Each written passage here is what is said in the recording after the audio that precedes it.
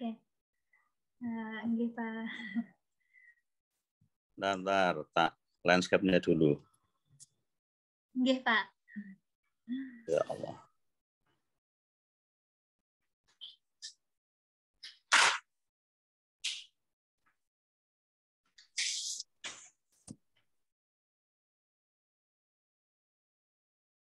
Oke.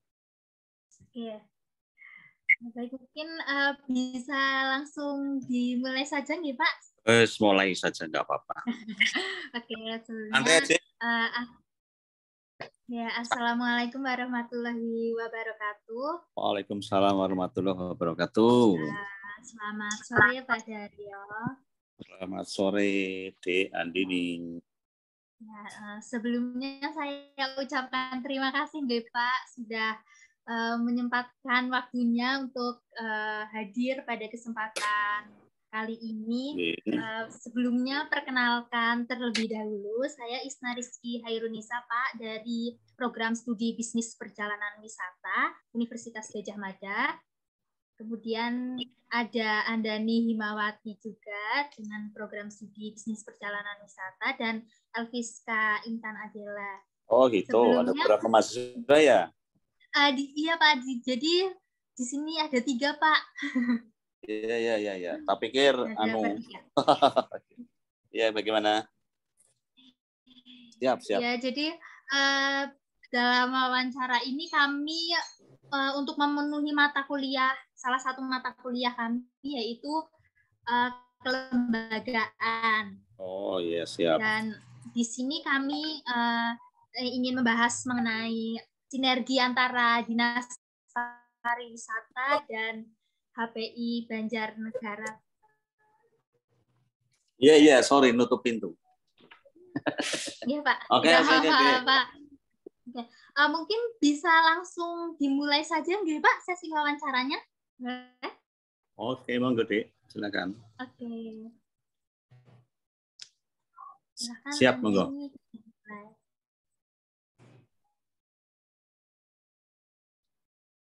Oke, baik Pak. Saya Andani Himawati, izin untuk bertanya. Jadi, sebelumnya saya ingin mengetahui bagaimana kondisi pariwisata. Mbak Andini, perkenalan dulu. Dari mana? Fakultas apa? Ngapunten. Nama saya Andani Himawati dari Program Studi Bisnis Perjalanan Wisata Universitas Gadjah Mada, dan alamat saya itu di Banjarnegara, tepatnya di Miwang. Oke. Ya, oke, siap. Silakan mulai. Pak. Izin bertanya, Pak. Saya ingin mengetahui mengenai bagaimana kondisi pariwisata di Kabupaten Banjarnegara saat ini. Itu saat pandemi pun bisa, saat setelah pandemi, lalu bagaimana recovery-nya sampai saat ini, seperti itu, Pak. Terima kasih. Siap, deh. Ini sebenarnya pertumbuhan pariwisata di Banjarnegara sebelum pandemi itu sedang sangat menggeliat. Dalam arti malah pertumbuhan yang sangat signifikan, tajamnya gitu. Dimulai sekitar tahun 2017 sudah menandakan dengan tingkat kunjungan wisatawan yang meningkat sampai 2019 itu. Tapi kemudian memang pada saat COVID itu sendiri seluruh sektor pariwisata dimanapun terpengaruh dengan kondisi aturan pemerintah yang harus melakukan PPKM dan sebagainya itu. Dan itu memang demi keselamatan dan kebaikan semuanya. Nah, kondisi itu memang mau tidak mau sebenarnya sangat mempengaruhi dari industri pariwisata di Banjarnegara. Yang sangat dirasakan sekali adalah pelaku usaha-usaha pariwisata. Di antaranya adalah pengelola destinasi. Di Banjarnegara sendiri itu ada beberapa destinasi dengan karakter yang berbeda-beda. Salah satu yang paling populer terus terang memang Dieng Banjarnegara itu sendiri. Kemudian ada Arung Jeram Sungai Serayu. Kemudian dengan adanya juga kebun binatang Seling Mas itu. Hampir kemudian juga sampai merambah ke akomodasi, hotel dan homestay, bahkan pedagang, pelaku UMKM dan aircraft itu seperti tiarap semuanya pada kondisi saat itu. Tetapi setelah ini kan sebenarnya COVID juga belum berakhir, tapi sudah berangsur membaik. Karena ada kelonggaran aturan PPKM dari pemerintah yang semakin membaik, kemudian dibukanya destinasi dan aturan yang tidak terlalu ketat lagi, akhirnya geliat pariwisata tumbuh kembang kembali. Dan salah satu mengembalikan Banjarnegara Tourism Recovery itu sendiri yang dilakukan oleh pemerintah Banjarnegara pada saat itu di akhir tahun 2021, sebuah kegiatan yang dinamakan Banjarnegara Family Relationship itu menghadirkan sekitar 60 biro perjalanan se-Jawa Bali. Itu adalah upaya recovery tourism di Banjarnegara itu sendiri. Dan alhamdulillah itu juga sangat berhasil sekali karena sudah mulai menampakkan adanya pergerakan wisatawan. Tidak langsung sih, karena saat itu pun masih ada warning kalau nggak salah sampai tahun 2022 itu sekitar bulan Februari. Itu masih ketat sekali. Nah, setelah itu mulai agak longgar, semakin ke sini semakin membaik, dan itu sudah dibuktikan setelah ada kelonggaran aturan PPKM itu sendiri, sudah mulai pergerakan pariwisata di Banjarnegara tumbuh lagi. Dan setelah itu kita dengan teman-teman di Dinas Pariwisata dan Kebudayaan Kabupaten Banjarnegara, terutama bidang pemasaran, melakukan upaya lagi untuk Banjarnegara Tourism Recovery, karena satu kegiatan itu sendiri menurut saya belum mampu untuk mengangkat kembali Banjarnegara dari sisi industri pariwisata itu sendiri. Akhirnya kegiatan selanjutnya adalah melakukan kerjasama MOU dengan Badan Promosi Pariwisata Daerah Kabupaten Badung, Bali, dengan disertai juga dengan tabletop saat itu. Nah, kita kenapa menjual ke Bali? Tujuannya adalah satu, untuk lebih memaksimalkan keberadaan Dieng itu sendiri yang notabene sebenarnya itu sudah layak untuk destinasi nasional bahkan internasional. Dan informasi yang didapat dari teman-teman di Bali itu sendiri, ternyata sekian lama wisatawan asing yang berada di Bali itu sebenarnya kepengen keluar dari Bali, barang 3, 4, atau 1 minggu gitu. Dan ternyata yang menangkap selama ini adalah Lombok, Banyuwangi, dan Yogyakarta. Dan Dieng dianggap punya potensi besar sebenarnya, tapi saat itu belum kita promosikan. Setelah itu kita tidak berhenti di situ. Kita melakukan kegiatan lagi semacam MOU, tabletop. Tabletop itu sambil membawa teman-teman pelaku usaha pariwisata di sini sebagai seller. Kemudian dipertemukan di Bandung dengan teman-teman Asita di Bandung, biro-biro perjalanan besar di Bandung itu sekitar 40 sampai 50 biro perjalanan di Bandung. Kemudian ada tabletop, pertemuan reseller dan bayar di situ. Nah, di situ juga ada MOU juga, kerjasama dengan Asita Jawa Barat saat itu menjelang Dieng Culture Festival. Jadi kita ke sana pun sambil mempromosikan kegiatan event yang saat ini menjadi salah satu kegiatan nasional di Kementerian Pariwisata. Kemudian belum lama ini kita pun merambah lagi agak jauh ke Lombok. Ternyata di Lombok pun punya potensi besar. Teman-teman pelaku biro perjalanan wisata di sana pun sudah banyak yang melakukan trip ke Dieng ternyata. Tapi kita ya juga tidak tahu ya, itu tadi pentingnya kita melakukan promosi di luar daerah adalah untuk menjajaki, untuk mengetahui seberapa besar sih profil-profil teman-teman biro perjalanan di luar sana membawa wisatawannya kemana saja. Dan alhamdulillah kita juga melakukan semacam tabletop plus MOU juga. Ini yang baru terakhir kemarin itu. Dan ini dalam upaya sebenarnya meningkatkan kunjungan wisatawan ke Banjarnegara. Karena sebenarnya kalau kegiatan ini dilakukan di tahun 2022, hasilnya adalah tahun berikutnya, bukan langsung sekarang. Dalam pariwisata itu kan sebenarnya kita bekerja dulu, tapi nanti sebenarnya hasil selanjutnya adalah di tahun berikutnya. Itu efeknya seperti itu. Mungkin demikian sementara, Dik.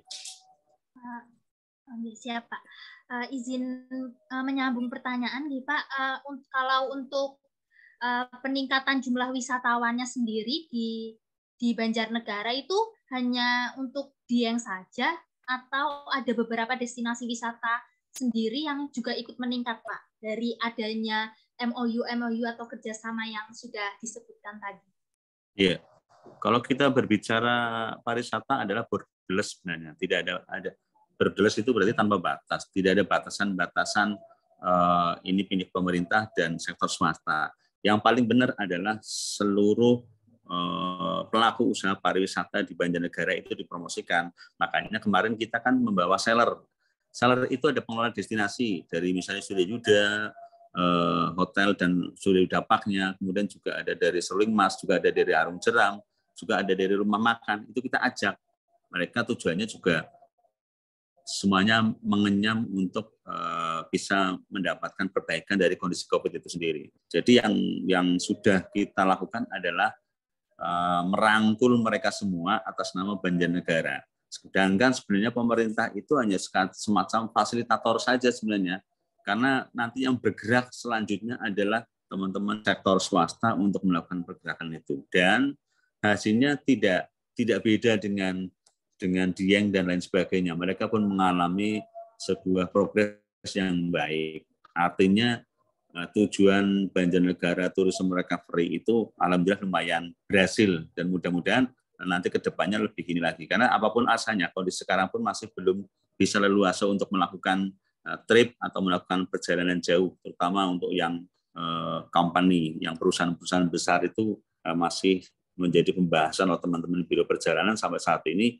belum melakukan sebuah perjalanan yang banyak gitu dengan company rombongan yang besar itu sendiri. Dengan pertimbangan ternyata mereka pun sama kondisi keuangan atau anggaran mereka masih banyak untuk dilakukan untuk recovery produknya itu sendiri yang mengalami sebuah penurunan drastis dari sisi produktivitas usahanya itu sendiri. Begitu. Ya, baik Pak. Gimana? Mungkin teman yang lain ada yang ingin melanjutkan Monggo. atau menanyakan pertanyaan.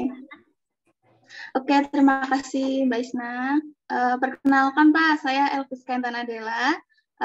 Program studi Bisnis Belahan Wisata sama dengan Isna dan Andani. Kebetulan saya tinggal di Semambir, Pak. Jadi dekat dengan Banjarnegara. Iya, Banjarnegara. Ya, monggo. Terkait dengan apa yang sudah Bapak jelaskan tadi mengenai mengenai atraksi wisata yang terkenal nih di Banjarnegara yaitu Dieng.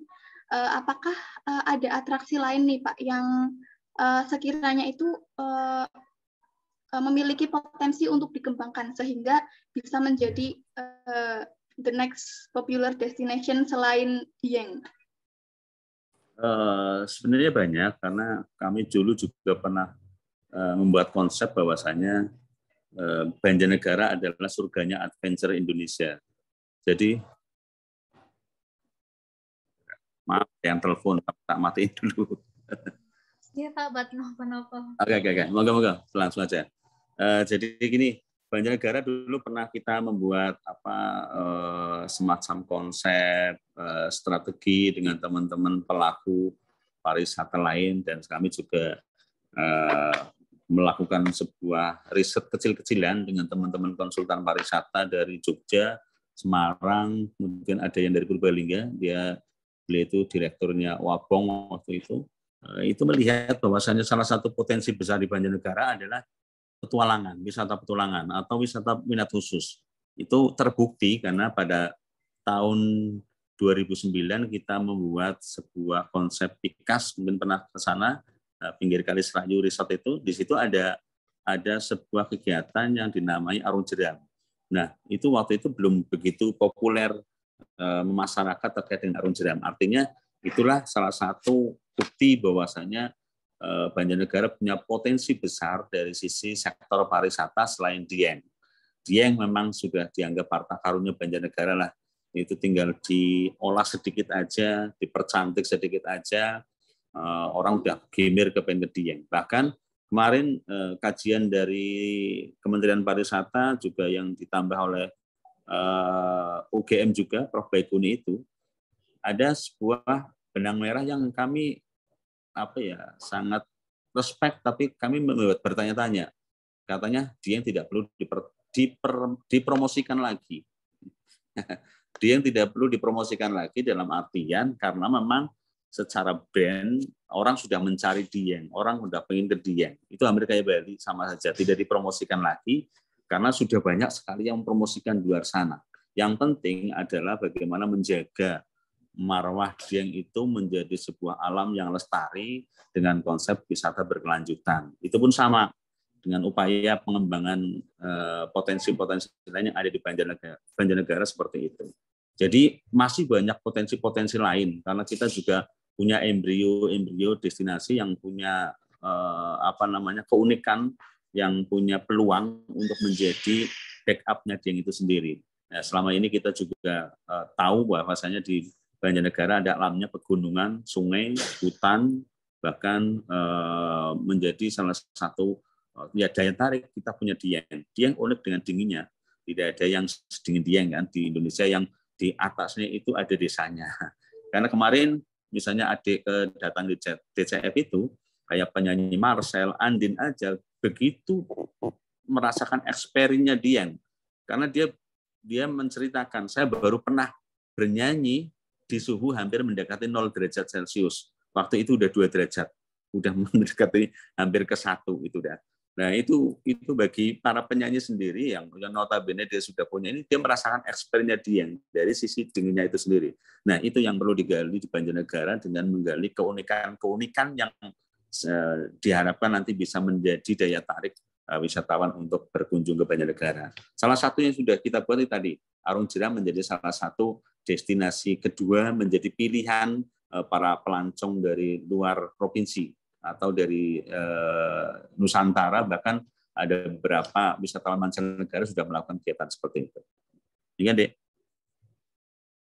Ada lagi? Ya, terima kasih Pak atas jawabannya. Mungkin ini Mbak Andani ingin bertanya kembali. Silahkan Mbak Andani. Oh, enggak. Ya, baik. Ingin bertanya lagi Pak. Kan tadi Bapak sudah menjelaskan mengenai destinasi, terus lalu ada MOU bersama dengan BPPD Badung dan juga dengan Asita Jawa Barat. Nah, saya ingin mengetahui, kan seperti yang diketahui, Banjarnegara itu memiliki wadah bagi para pramuwisatanya seperti HPI atau Himpunan Pariwisata Indonesia. Lalu apakah dengan HPI sendiri, Dinas Pariwisata itu memiliki kerjasama, lalu bentuknya itu seperti apa, Pak? Terima kasih. Harus. Dinas Pariwisata harus bekerja sama dengan seluruh stakeholder, termasuk HPI itu sendiri. Bahkan HPI kita anggap sebagai ujung tombaknya promosi pemasaran pariwisata di Banjarnegara. Salah satu bukti yang kita sudah lakukan sebenarnya terkait dengan pelatihan dan pembinaan. Gitu. Jadi dulu misalnya kayak guide-guide di Banjarnegara itu kan belum diwadahi. Akhirnya tahun 2017-an kalau tidak salah, kita bentuk sebuah wadah Himpunan Pramuwisata Indonesia dengan diresmikan dengan sebuah SK dari Dinas Pariwisata. Dengan tujuan adalah untuk mewadahi mereka. Mewadahi dalam arti apa yang dibutuhkan oleh mereka, kemudian apa yang bisa dikerjasamakan dengan mereka, kemudian selanjutnya sebenarnya kita take and give, saling memberi dan saling menerima. Yaitu tadi kita selalu kalau ada farm trip melibatkan guide-guide lokal untuk membantu kegiatan di kita itu sendiri. Nah, kita sudah melakukan salah satu tindakan awal pada saat itu adalah sertifikasi guide. Karena itu menjadi salah satu persyaratan resmi ketika mereka terjun di industri pariwisata menjadi guide, mau tidak mau memang harus mereka punya persyaratan khusus dengan dibuktikan dia sudah lulus oleh asesor terkait bagaimana persyaratan dasar dari guide itu sendiri. Dan setiap tahun itu dilakukan terus penambahan sertifikasi itu.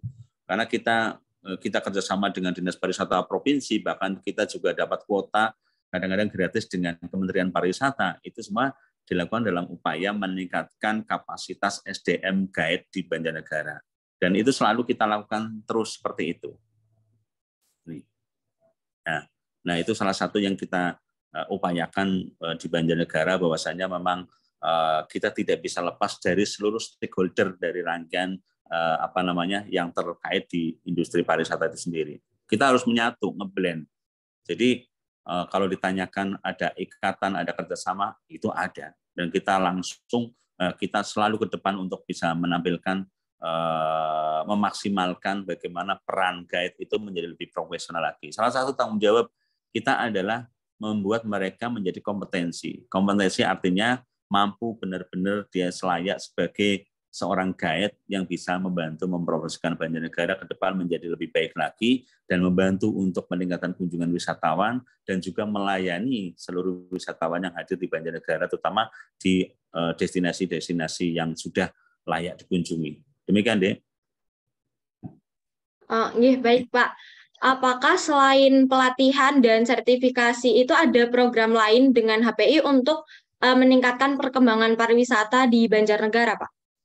Yaitu melakukan promosi bersama dengan melibatkan mereka di kegiatan misalnya farm trip.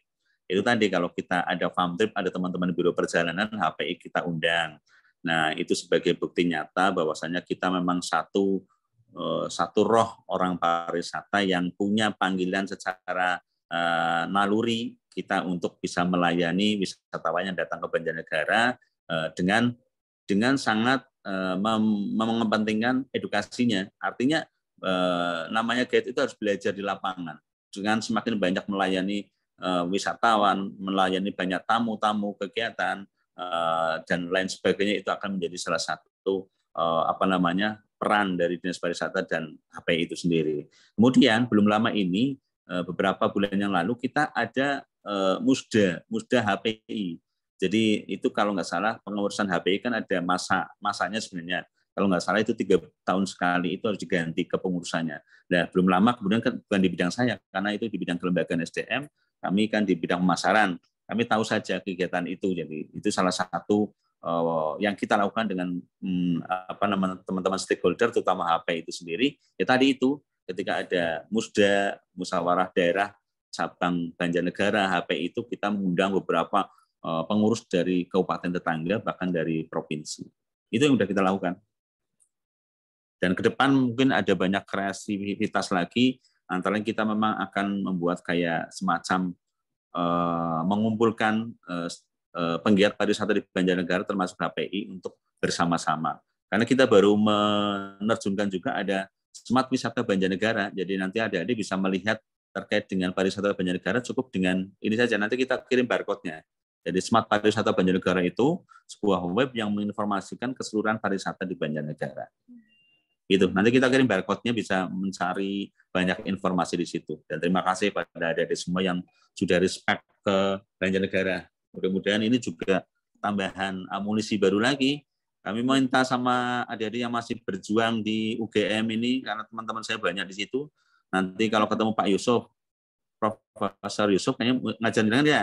Nanti salam aja. Kemarin kami belum lama ke Puspar UGM. Sekarang dia juga ketua Puspar UGM kalau nggak salah, dengan Pak Desta dan kawan-kawan di sana. Kami punya kedekatan dengan UGM, terutama Prof. Baikuni, apalagi terkait dengan wisata berkelanjutan, wisata ekoturisme, dan lain sebagainya. Itu, Dek. Ada lagi? Siap, Pak. Oke, Pak. Saya izin bertanya kembali, Pak. Tadi seperti apa yang sudah Bapak sampaikan, bahwa yang namanya pariwisata itu antara stakeholder dan yang lainnya itu harus ngeblend ya, Pak. Nah, apakah peran aktif dari masyarakat sekitar atraksi itu sangat berpengaruh, Pak, akan keberlanjutan atraksi wisata yang ada di sekitar masyarakat? Justru itu yang paling tugas pokok Dinas Pariwisata, teman-teman stakeholder, terutama tadi HPI, apalagi nanti ada kelompok sadar wisata, Pokdaris itu sendiri. Ya, tugas utamanya adalah mensosialisasikan, mengadakan penyuluhan, memberi pengetahuan ilmu kepada masyarakat luas terkait dengan pariwisata dasar. Apa itu? Ya, Sabta Pesona. Sabta Pesona udah tahu kan isinya apa aja? Tahu nggak? Saya tanya sekarang. Iya, Pak, ngertas. Ya, Sabta Pesona itu. Nah, setelah Sabta Pesona diharapkan adalah sadar wisata. Nah, ya itu sebenarnya tugas pokok dari teman-teman Pokdaris, HPI itu di situ. Karena sebenarnya urgensinya adalah ketika kita ngomong kemudian direspon oleh masyarakat, kemudian masyarakat melakukan apa yang kita inginkan. Nah, itulah yang kita harapkan sama-sama menjaga marwah pariwisata. Bahwasanya marwah pariwisata itu tadi Sabta Pesona. Pertama ada keamanan ya, bagaimana sih menciptakan aman di masyarakat. Aman bukan berarti dompetnya hilang dicopet orang, bukan, tapi tempat parkir yang cukup, tidak terjadi kemacetan, tidak terjadi hiruk pikuk yang kita inginkan, tidak terjadi kotor gitu kan. Itu juga merasa nyaman di tempat tersebut. Kemudian Sabta Pesona kedua kan tertib ya itu tadi, karena memang amenitas di destinasi pariwisata itu mencukupi, artinya mereka tidak ada keluhan-keluhan lagi. Kemudian bersih, yaitu salah satu tugas berat dari teman-teman pariwisata di lapangan, terutama guide dan Pokdarwis itu sendiri, ada terkait dengan bersih. Itu masih sangat sulit, padahal barometernya Sabta Pesona di bersih itu sendiri. Ketika kawasannya bersih, pasti kayaknya kena semuanya. Mereka merasa nyaman, merasa tidak terganggu lagi di situ. ATBS, kemudian setelah bersih sejuk ya, dengan bersih berarti sejuk ya. Kemudian indah, ramah, kenangan. Kita tahu sendiri, ending dari semua kegiatan itu adalah bagaimana orang datang ke sebuah destinasi kemudian berkesan. Nah, ini memang sebuah kolaborasi yang gampang-gampang susah gampang, karena melibatkan masyarakat. Masyarakat yang penting bisa menjadi soul-nya atau jiwanya sadar wisata baru, itu bisa. Nah, ini yang memang tidak gampang. Kita masih menghadapi hal tersebut. Tapi kaitan dengan teman-teman HPI, Pokdarwis, PHRI itu selalu berteriak. Nah, alhamdulillah kemudian di Dinas Pariwisata dan Kebudayaan Kabupaten Banjarnegara itu dekat dengan stakeholder. Jadi ketika di acara tertentu kita undang untuk rapat bersama-sama, memikirkan bagaimana ke depan menjadi lebih baik lagi. Karena ngomong di tempat lokasi itu tidak ngomong sekali langsung iya dan dilaksanakan. Kita butuh istilah guji lah. Tapi bagaimana guji yang tidak menyebalkan itu yang kita perlu hadirkan di situ. Itu deh. Ya, terus saya lagi.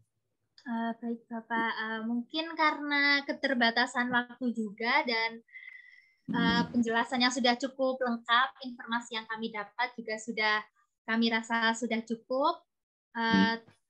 Terima kasih kepada Bapak Daryo sudah memberikan kesempatan dan waktunya juga menjadi narasumber untuk salah satu mata kuliah kami, yaitu kelembagaan.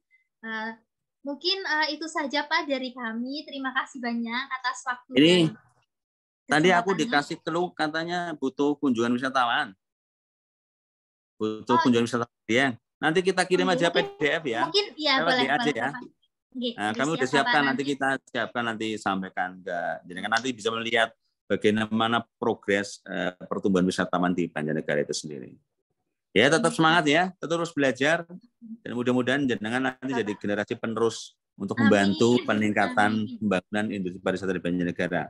Amin. Jaga kesehatan, terus semangat, terus tulus dengan profesi sebagai mahasiswa. Mudah-mudahan keluar nanti segera mendapat pekerjaan dan dimudahkan. Jangan lupa berdoa, minta selalu restu sama orang tua. Ya. Siap, Pak. Salam untuk semuanya. Sama-sama. Mungkin boleh sebelum foto-foto dulu, Pak. Boleh foto, Pak? Boleh. Caranya gimana? Aku nggak tahu. Nggak apa-apa. Nanti dari Andani boleh mungkin gitu. Nanti Andani. Aku pakai HP masalahnya. Nggih, mboten napa-napa, Pak. Jelas kok. Ya nih. Kita mulai saja sesi fotonya. Nggih. 1, 2, 3. Oke, sekedar. Sekali lagi. Nggih. 1, 2, 3. Matur nuwun sangat Pak Daryo, sampun. Banyak Pak atas kesempatan dan waktunya. Siap. Terus semangat ya. Ya, Pak. Ya, terima kasih Pak. Siap. Terima kasih. Pak. Assalamualaikum. Terima kasih. Waalaikumsalam. Waalaikumsalam.